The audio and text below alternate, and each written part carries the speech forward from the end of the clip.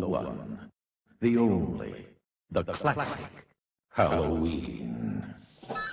What is up, guys? Kid Critic is back with another episode of Kid Critic's Classics, and I thought because the recent Halloween movie just came out, why not do it on the original John Carpenter classic Halloween film?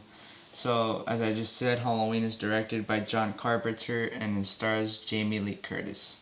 Now, one of the main reasons this movie is such a classic is because it basically started the whole entire slasher genre.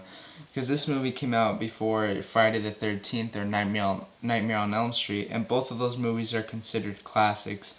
And I don't think those movies would have been made if it wasn't for Halloween, because it showed that slasher movies can be so profitable, because Halloween was made for like $1 and it made over $70 million. And it was still an amazing movie, and it basically showed that people can make these type of movies and good quality can come out, and that has shown over the years, even though the slasher genre has gone through a downfall lately.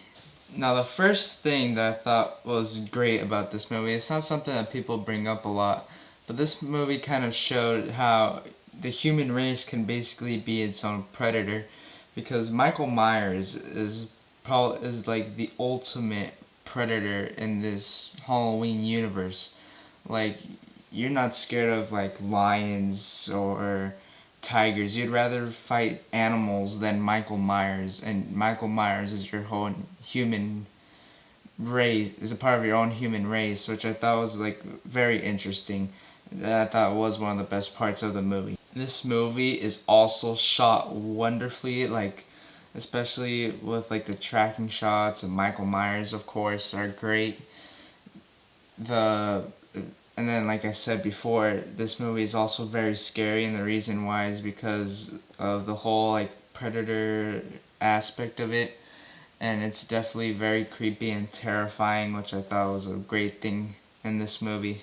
And I can't do a Halloween review without mentioning the great classic score by John Carpenter. One of the most, that makes the movie 10 times better, makes the scenes way more suspenseful, and that score is definitely one of the best scores of all time.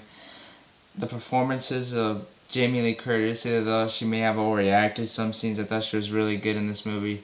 Donald Pleasence was probably the best part of this movie, especially when he explains his relationship with Michael Myers. But I think the only weak point of this movie is the acting of Laurie Strode's friends. Especially the character of Annie, I thought was written terribly.